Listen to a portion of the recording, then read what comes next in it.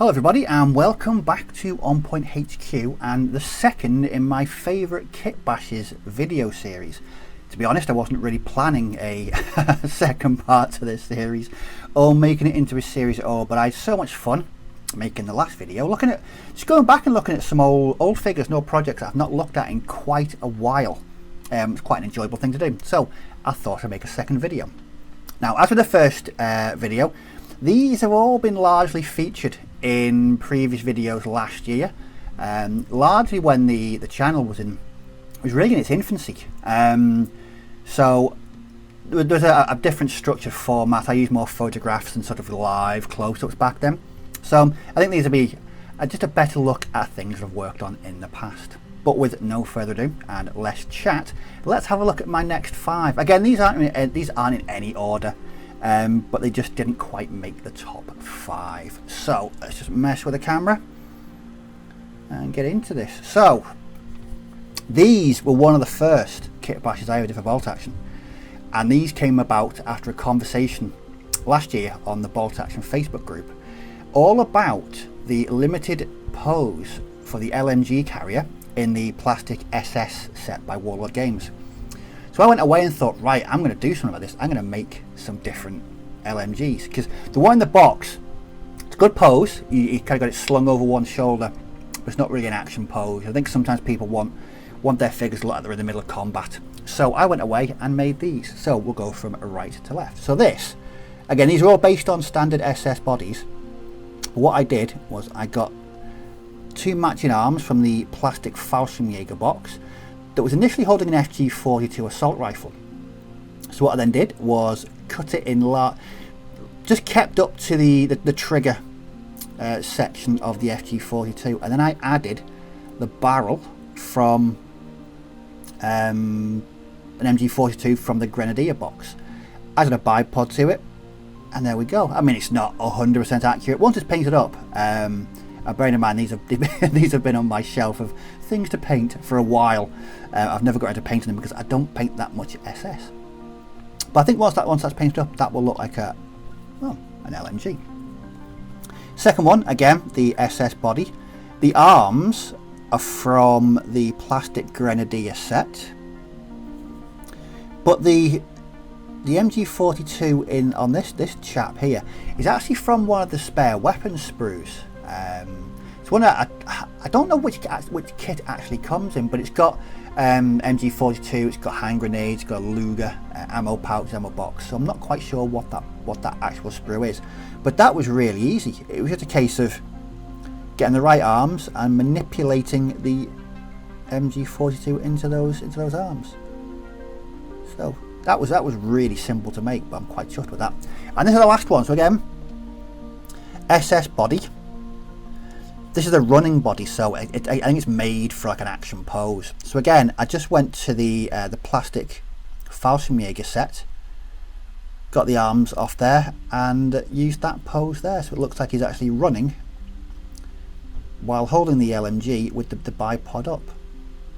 Again, 3 very, very simple changes, but straight away you've got 3 very unique and individual dudes holding LMGs in your SS sections.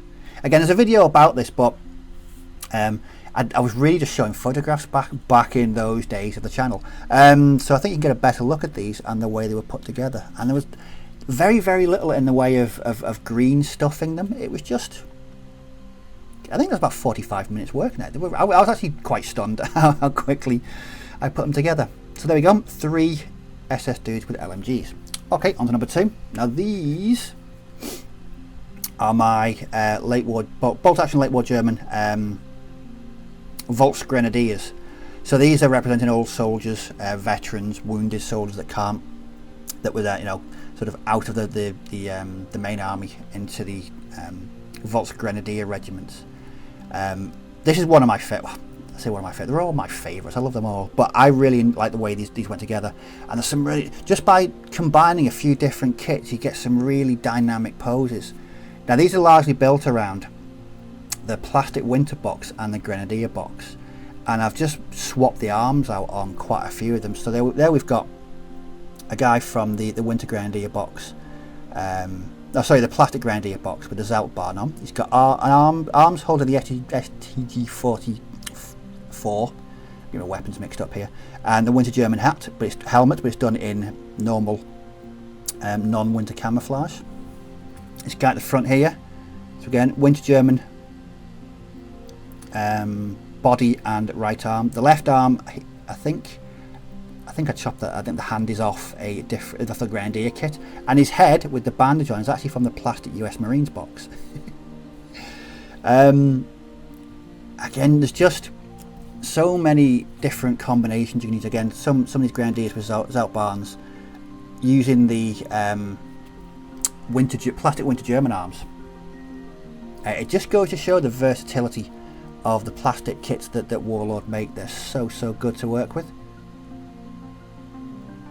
I've never actually used these in a game of bolt action yet, and I'm really itching to, just because I think they've got one of the more dynamically posed sections that I've actually worked on. They all look like they're in the middle of doing something in combat.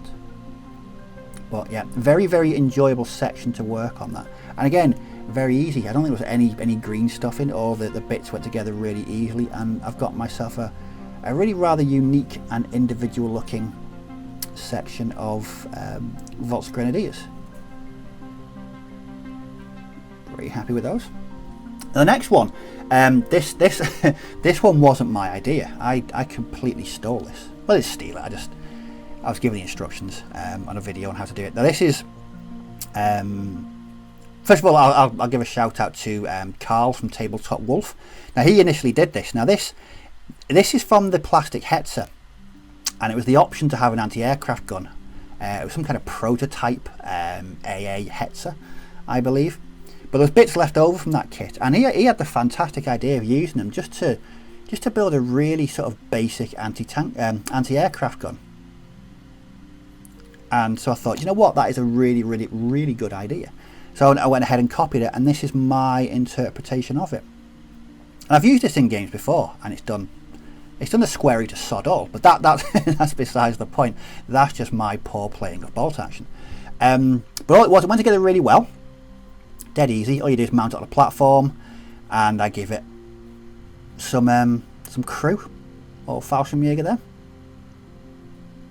and it was really easy to put together. If you've got the plastic Hetzer kit and you've got these bits left over, I would highly recommend putting this together, because it's really easy to build. You just mount it on a platform. You've got a really basic counts as anti-aircraft gun. Rather nifty. Okay, number 4. This appeared on a recent video, but it's still one of my favourites, and it's my late war sniper team. I actually entered. This was a competition built for a competition for my local bolt action Facebook group, and it won first place, and I was mightily happy about that. But this is built from a whole host of different bits and pieces. We've got Grenadier, Blitzkrieg, there's arms in there from the US Marine box. He's even holding an American rifle because I misplaced a German one. This was a lot of fun to put together because there were so many pieces, and I think just by adding that helmet on a stick, I think it just set it off. But like I said, this was just primarily built initially for a painting competition, but it's now got pride of place in my late war bolt action Germans.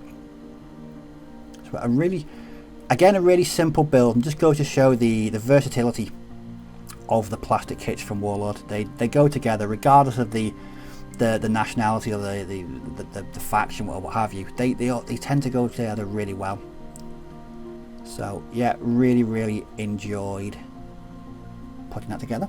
And last but not least, I really like this one because this was my entry into the Becker's Commands YouTube challenge earlier this year, when we were making command sections to help the recovery of gaming legend Paul Becker's, and we all made videos on making command sections, and this was mine. I wanted to add something to my Winter Germans, and this is a major.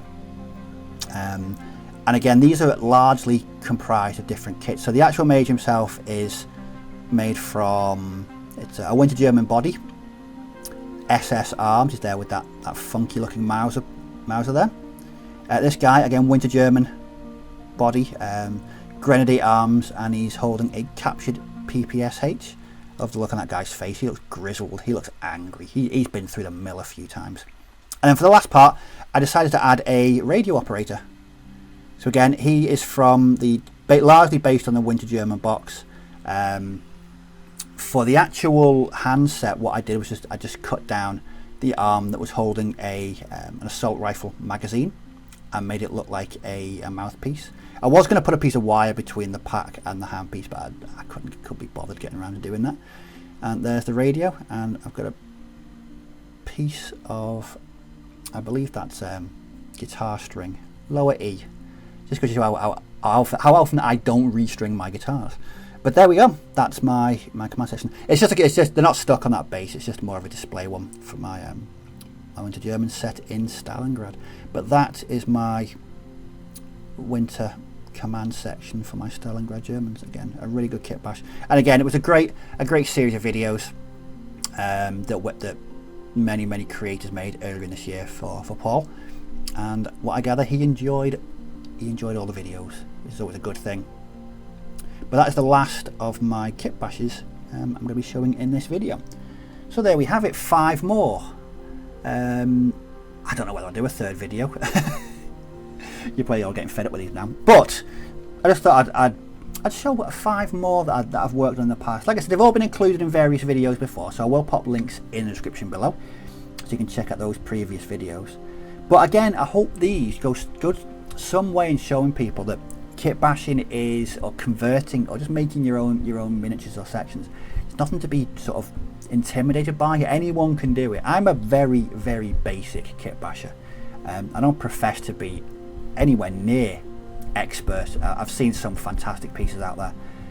I just keep it simple, and for me that is the best way to go about doing it. I just keep things simple, and sometimes the results are, you know, to my satisfaction.